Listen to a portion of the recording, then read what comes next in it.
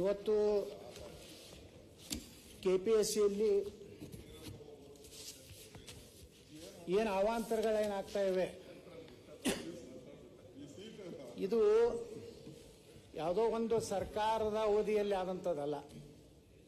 ಎಲ್ಲ ಸರ್ಕಾರಗಳಲ್ಲಿ ಈಗಾಗಲೇ ನಮ್ಮ ಸುರೇಶ್ ಗೌಡ್ರು ಹೇಳದಂತೆ ಯಾರು ಬರ್ತಾರೆ ಇಲ್ಲಿ ಚೇರ್ಮನ್ ಆಗ್ಬೇಕಾದ್ರೆ ಇಷ್ಟು ಕೋಟಿ, ಅದ್ರ ಮೆಂಬರ್ ಆಗ್ಬೇಕಾದ್ರೆ ಇಷ್ಟು ಕೋಟಿ. ಸಮಸ್ಯೆ ಚರ್ಚೆ ಮಾಡಿ. ಯಾವ್ದ್ರಿ ಅವ್ರಿಗೆ ನಮ್ಮ ಮ್ಯಾಗ ವಿಶೇಷ ಪ್ರೀತಿ ಇದೆ. ಯಾಕಂದ್ರೆ ಅಧ್ಯಕ್ಷರೇ, ಈ ಮೊನ್ನೆ ಆದ ಪರೀಕ್ಷೆಯಲ್ಲಿ ಏನು ಸಮಸ್ಯೆ ಆಗಿದೆ, ಇದನ್ನು ಹೇಗೆ ಸರಿಪಡಿಸಬಹುದು ಅಂತ ಹೇಳಿ ಬರಲಿ ಸಲಹೆ. ನಾವು ಒಟ್ಟಾರೆ ಕೆಪಿಎಸ್ಸಿಯ ಪರಿಸ್ಥಿತಿಯನ್ನು ಮಾತಾಡ್ಬೇಕಲ್ರಿ ಅಧ್ಯಕ್ಷ. ಓಕೆ, ಸಮಯ ನೀವು ರಾತ್ರಿ 11 ತನಕ ನಡೆಸ್ತೀರಿ, 1 ತನಕ ನಡೆಸ್ತೀರಿ. ನಿಮಗ ಟೈಮ್ ಯಾವಾಗ ಏನ್ ಮಾಡ್ತಿರೋ ನಮಗಂತೂ ಹತ್ತೋದಿಲ್ಲ. ಮುಂಜಾನೆ 8 ಗಂಟೆಗೆ ರಾತ್ರಿ 1 ಗಂಟೆ ತನಕ ಬರೀತೀರಿ. ಈಗ ಅವ ಐಷಾರಾಮ ಕುರ್ಚಿ ಬಂದ, ಆ ಕುರ್ಚಿ ಬಗ್ಗೆನೂ ಚರ್ಚೆ ನಡೆದದ.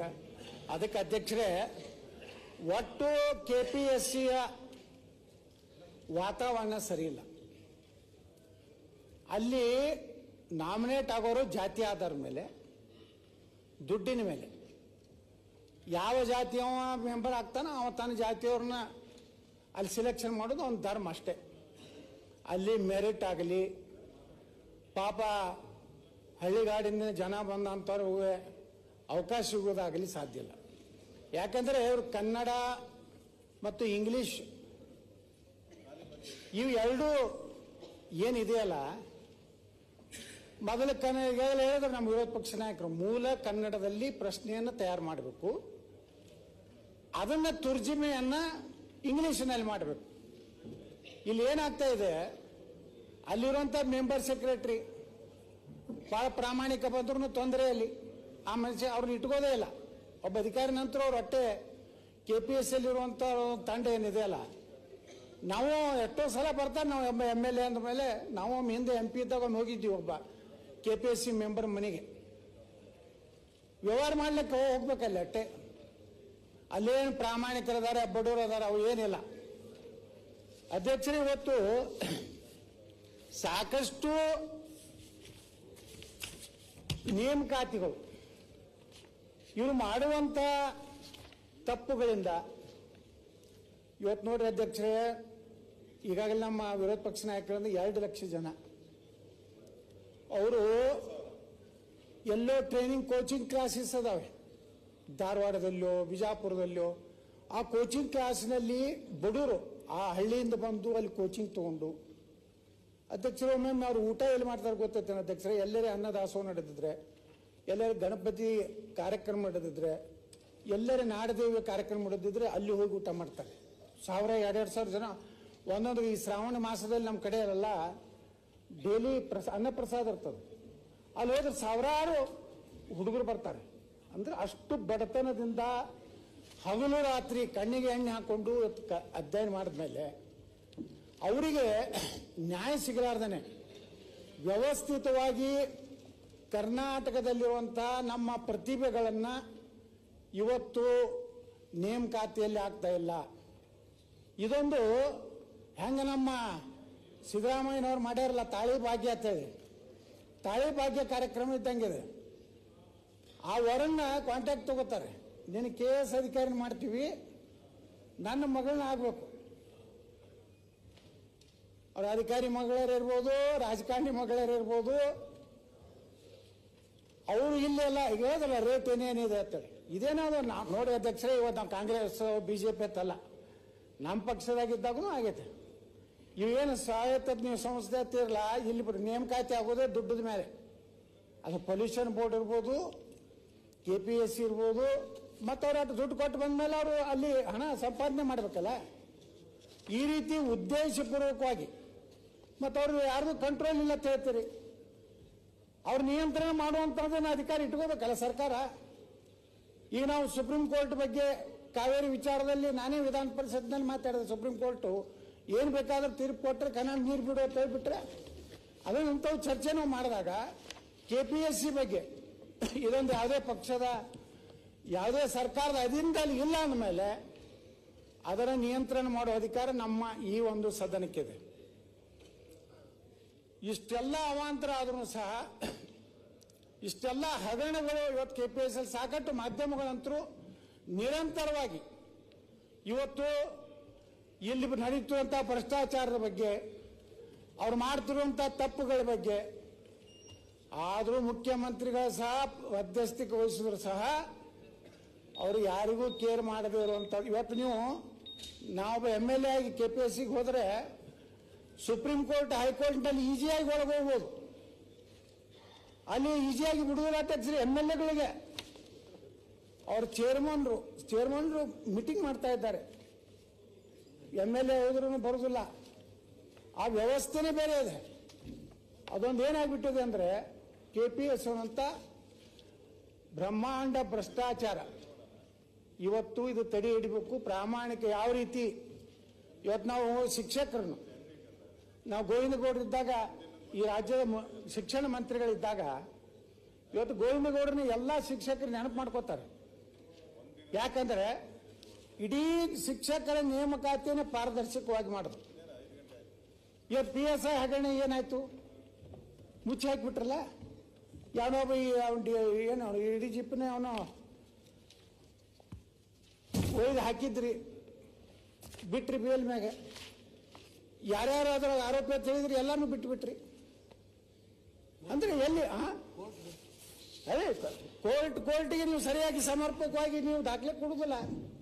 ವ್ಯವಸ್ಥಿತವಾಗಿ ಅಲ್ಲಿ ನಮ್ಮ ಸರ್ಕಾರದ ಪರವಾಗಿ ವಾದ ಮಾಡೋರು ಸಹಿತ ಸರಿಯಾಗಿ ಮಾಡದೇ ಇರೋದ್ರಿಂದ ಅವರ ಈಗ ಮತ್ತೆ ರಾಜಾರೋಷವಾಗಿ ಅಡ್ಡಾಡ್ತಾ ಇದ್ದಾರೆ. ಮತ್ತು ಅವ್ರು ನಮ್ಮ ಮಗಳು ಬಂದು ಫೋಟೋ ತಕ್ಕೋತಾ ಇದ್ದಾರೆ. ಈ ರೀತಿ ಅಧ್ಯಕ್ಷರೇ ಏನು ಮಾಡಿದ್ರು ಸಹ ಇವತ್ತು ನಾವೇನು ಇವತ್ತು KPSCಯ ಪರಿಸ್ಥಿತಿಯನ್ನು ನೋಡ್ತಾ ಇದ್ದೀವಿ. ಇದು ಯಾರಾದರೂ ಕೇಳಬೇಕಲ್ಲ. ನಮ್ಮ ಸರ್ಕಾರ ಬಡವರ ಪರವಾಗಿ, ನಮ್ಮ ಸರ್ಕಾರ ದೀನದಲಿತರ ಪರವಾಗಿ ಎಲ್ಲರೂ ಘೋಷಣೆ ಕೊಡ್ತೀವಿ. ಆದರೆ ಅಲ್ಲಿ ನಡೀತಿರುವಂಥ ಅವಾಂತರಗಳ ಬಗ್ಗೆ ಸದನದಲ್ಲಿ ನನಗನ್ನಿಸ್ತದೆ ಅಶೋಕ್ ಅವರು ಮೊದಲೇ ಸಲ KPSC ಬಗ್ಗೆ ಚರ್ಚೆ ಆಗ್ತಿರ್ಬೇಕಲ್ಲ. ಇನ್ನೊಂದು ಯಾವತ್ತಾಗಿಲ್ಲ. ಇನ್ನೊಂದು ದೊಡ್ಡ ಪ್ರಮಾಣ ಭ್ರಷ್ಟಾಚಾರ ಇದೆ, ಪೊಲ್ಯೂಷನ್ ಬೋರ್ಡ್ ಅಂತೇಳಿ. ಅಲ್ಲಿನೂ ಇದೆ. ಏನು ನೇಮಕಾತಿಗಳು ಇವ್ರು ಏನು ಮಾಡ್ತಿರಲ್ಲ ನೀವು. ಹಿಂದನೂ ಆಯ್ತು, ಮುಂದನೂ ಆಯ್ತು. ಈಗ ಬಹಳಷ್ಟು ನಾನು ನಾಳೆ ಹೋಗಿಲ್ಲ. ಯಾಕಂದ್ರೆ ಬಹಳ ಅಶೋಕ್ ಅವರು ಬಹಳ ವಿಸ್ತಾರವಾಗಿ ಮಾತಾಡೋದು. ಯಾವ ರೀತಿ ರಾಷ್ಟ್ರಪತಿ ಅನ್ನೋ ಶಬ್ದವನ್ನು ಯಾವ ರೀತಿ ಕನ್ನಡದಲ್ಲಿ ಅದನ್ನು ಅಮೇರಿಕ ಅಧ್ಯಕ್ಷ ಅನ್ಬೇಕಾಗಿತ್ತು, ರಾಷ್ಟ್ರಪತಿ ಅಂತಾರೆ. ಅಂದ್ರೆ ಅಲ್ಲಿ ಯಾರು ತಿಳಿಯಿದ್ದವ್ರು ಕನ್ನಡ ಇದ್ದವ್ರು ಏನಾರು ಅದಾರೋ ಅಥವಾ ಎಲ್ಲಿ ಅವ್ರಿಗೆ ಏನು ಅರ್ಥ ಆಗಲಾಗೈತವ್ರು. ಅದು ಯಾವ ಕನ್ನಡ ಏನೋ ಅದನ್ನು ತಿಳಿಯಲ್ಲ. ನಮ್ಮ ಕನ್ನಡ ಅಂತರಲ್ಲ, ನಿಮ್ಮ ಶುದ್ಧವಾದಂಥ ಸುಂದರವಾದಂಥ ಕನ್ನಡನೂ ಇಲ್ಲ. ಇದು ಒಂದು ಕನ್ನಡ ಬೇರೆ ಇದೆ ಅಧ್ಯಕ್ಷರೇ. ದಕ್ಷಿಣ ಕನ್ನಡದ ಸುಂದರವಾದ ಕನ್ನಡನೂ ಇಲ್ಲ. ನಮ್ಮ ಉತ್ತರ ಕರ್ನಾಟಕದ ಒಂದು ರೀತಿ ಗಡಸು ಕನ್ನಡನೂ ಇಲ್ಲ. ಇದು ಗೂಗಲ್ ಕನ್ನಡ ಇದೆ. ಇದು ಗೂಗಲ್ ಕನ್ನಡ. ನಮ್ಮ ಕನ್ನಡ ಕರ್ನಾಟಕದಲ್ಲಿ ಗೂಗಲ್ ನೋಡಿ ಇವರು ಟ್ರಾನ್ಸ್ಲೇಷನ್ ಮಾಡ್ತಾರೆ. ಇದು ಅಂತ ಹಣೆ ಬರ್ರಿ ನಾನು ಗೂಗಲ್ಗೆ ಯಾಕೆ ಹೋಗ್ತೀರಿ? ನಮಗೆ ಕೇಳಿದ್ರೆ ಹೇಳ್ತೀವಿ ಯಾವ್ದು ಅನ್ಬೇಕು ಅನ್ನೋದು. ಖಾಲಿ ಇದೀವಿ. ನೀವು ಕೊಟ್ಟು ಕಳಿಸ್ರಿ ಈ ಶಬ್ದಗಳಿಗೆ ಏನು ಅನ್ಬೇಕು ಅನ್ನೋಂಥದ್ದು ನಾವು ಮಾರ್ಕ್ ಮಾಡಿ ಕಳಿಸ್ತೀವಿ ನಾವು. ಅಂದ್ರೆ ಒಟ್ಟಾರೆ ಇದು ಉದ್ದೇಶಪೂರ್ವಕವಾಗಿ ಕನ್ನಡದ ಅಭ್ಯರ್ಥಿಗಳಿಗೆ ಕನ್ಫ್ಯೂಷನ್ ಆಗಬೇಕು. ಕನ್ನಡದ ಮಕ್ಕಳಿಗೆ ನೇಮಕಾತಿ ಆಗೇಬಾರ್ದು. ಏನು ದೊಡ್ಡ ದೊಡ್ಡ ಕಾನ್ವೆಂಟ್ ಸ್ಕೂಲ್ನಲ್ಲಿ ಕಲ್ತಂತ ದೊಡ್ಡ ದೊಡ್ಡ ಶ್ರೀಮಂತ ಮಕ್ಕಳು ಏನು ಇಂಗ್ಲಿಷ್ ಕಲ್ತಿರ್ತಾರೆ, ರಾಜಕಾರಣಿಗಳ ಮಕ್ಕಳಾಗಲಿ ಅಧಿಕಾರಿಗಳ ಮಕ್ಕಳಾಗಲಿ ಅವರಷ್ಟೇ ನೇಮಕಾತಿ ಆಗುವಂತ ವ್ಯವಸ್ಥಿತವಾದ ಸಂಸ್ಥೆ. ಇದು ನಾನು ಪ್ರಾಮಾಣಿಕವಾಗಿ ಇದನ್ನ ತನಿಖೆ ಮಾಡಿಸಿ ಸಂಬಂಧಪಟ್ಟಂತ ಎಲ್ಲ ಅಲ್ಲೇನು ಎಕ್ಸಾಮಿನರ್ ಹಿಡಿದು ವ್ಯಾಲ್ಯೂಯೇಟರ್ ಏನಾದ್ರೆ ಎಲ್ಲಾರನ್ನು ತನಿಖೆ ಒಂದು CBI ತನಿಖೆ ಮಾಡೋದು ಒಳ್ಳೇದು. ಮರುಪರೀಕ್ಷೆ ಮತ್ತಿದೆ ತಪ್ಪು ಮಾಡ್ತಾರೆ. ಇವ್ರೇನಾದ್ರೆ ಇವ್ರನ್ನ ಹೊರಗೆ ಹಾಕ್ಬೇಕು ರೀ. ಇಂಥವ್ರನ್ನ ಏನೇನು ಅದಕ್ಕೆ ಕೊಟ್ಟಾರಲ್ರಿ ಅವ್ರು ಹೋಗುತ್ತಾನೆ ಸುಧಾರಣೆ. ಯಾಕಂದ್ರೆ ಅವ್ರು ಕೋಟ್ಯಾಧೀಶರಾಗ್ಬಿಟ್ಟಾರೆ. ಅವ್ರಿಗೆ ಯಾರ್ದು ಕೇರಿಲ್ಲ. ದುಡ್ಡು ಹೋಗೋದ್ರಾಯ್ತು ಏನು ಬೇಕಾದಾಗ್ತದೆ ಅನ್ನೋಂಥ ವ್ಯವಸ್ಥೆ ಬಂದ್ಬಿಟ್ಟಿದೆಯಲ್ಲ ಅಧ್ಯಕ್ಷರೇ. ಇದನ್ನು ಕಡಿವಾಣ ಹಾಕ್ಬೇಕಾದ್ರೆ ಇದು ವಿಶ್ವಾಸಾರ್ಹದ ತನಿಖಾ ಸಂಸ್ಥೆಯಿಂದ ಪೂರ್ಣ ಪ್ರಮಾಣದಲ್ಲಿ ತನಿಖೆ ಆಗಬೇಕು. ಅವ್ರಿಗೆ ಜೈಲಿಗೆ ಹೋಗ್ಬೇಕು.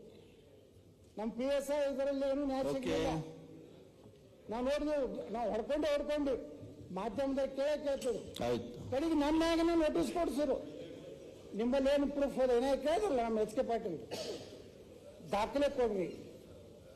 ದಾಖಲೆ ಏನು ಪತ್ರಿಕೆ ಬರ್ತಿದ್ರೆ ಪತ್ರಿಕೆಗಳನ್ನೇ ನಾವು ಆಧಾರ ಇಟ್ಕೊಂಡು ಮಾಧ್ಯಮದಲ್ಲಿ ಬಂದಿದ್ದನ್ನೇ ಇವತ್ತೇನೋ ನಮ್ಮ ವಿರೋಧ ಪಕ್ಷ ನಾಯಕರಿಗೆ ಎಲ್ಲ ದಾಖಲೆ ಸಿಗ್ತವೆ. ಸಮರ್ಪಕವಾಗಿ ಸಮರ್ಥವಾಗಿ ಇವತ್ತು ವಿಧಾನ ಮಾಡಿದ್ರು. ಅದರ ನಂತರ ಎಲ್ಲ ಪಕ್ಷದವರು ಸಹಮತ ಇದೆ. ಒಟ್ಟಾರೆ ಈ ಒಂದು ಹಗರಣ ಏನಾಗ್ತಾ ಇದೆ KPSCಯಲ್ಲಿ ಮರುಪರೀಕ್ಷೆ ಮಾಡ್ಕೊತ 8 ವರ್ಷ ಮಾಡ್ಯಾರ ನೀವು. 8 ವರ್ಷ 10 ವರ್ಷ ಅವ್ರ ಭವಿಷ್ಯ ಏನ್ರವ್ರು ಬರೀ ಪೊಲೀಸ್ ನೇಮಕಾತಿಯಲ್ಲಿ ಸ್ವಲ್ಪ ವಯೋಮಿತಿ ಜಾಸ್ತಿ ಮಾಡೋದು ಮಾಡ್ಲಿಕ್ಕೆ ತಯಾರಿಲ್ಲ ಸರ್ಕಾರ. ಈ ರೀತಿ ಬೇಜವಾಬ್ದಾರಿತನದಿಂದ ಈ ಸದನ ಇವತ್ತು ನನಗೆ ಅನ್ನಿಸ್ತದವ್ರು ಯಾರ್ಯಾರು ತರ್ಜುಮೆ ಮಾಡ್ತಾರಲ್ಲ ಈಗ ಇಂಗ್ಲೀಷ್ನಿಂದ ಕನ್ನಡ, ಅವ್ರು ಸ್ವಲ್ಪ ಇಲ್ಲಿ ತಂದು ಇಲ್ಲಿ ನಿಂದ್ರಿಸೋರು ಅವ್ರ ಮುಖಾರಿ ನೋಡೋಣ ಹೆಂಗಿರೋದವು. ಅವ್ರು ನಿಜವಾಗಿ ಕನ್ನಡಿಗರದವರು ಅಥವಾ ಎಲ್ಲಿದ್ದಾರೆ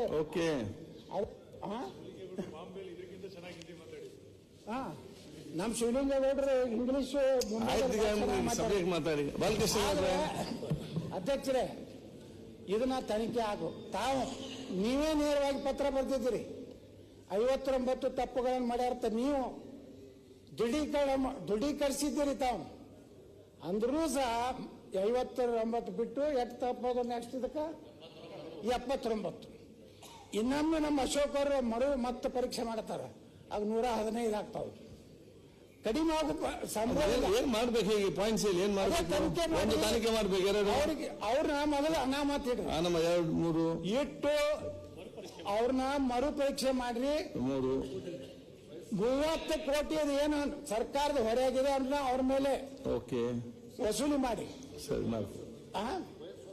ಈಗ ಪಾಪ ಅವರು ಏನು ಹಿಂದೆ ಬರೆದ ಎಕ್ಸಾಮ್ ಅವ್ರಿಗೆ ವಯಸ್ಸಿನ ರಿಲ್ಯಾಕ್ಸೇಷನ್ ಕೊಡಿ, ಕೊಟ್ಟು ನ್ಯಾಯ ಕೊಡುವಂತ ಕೆಲಸ ಸರ್ಕಾರ ಮಾಡಬೇಕು.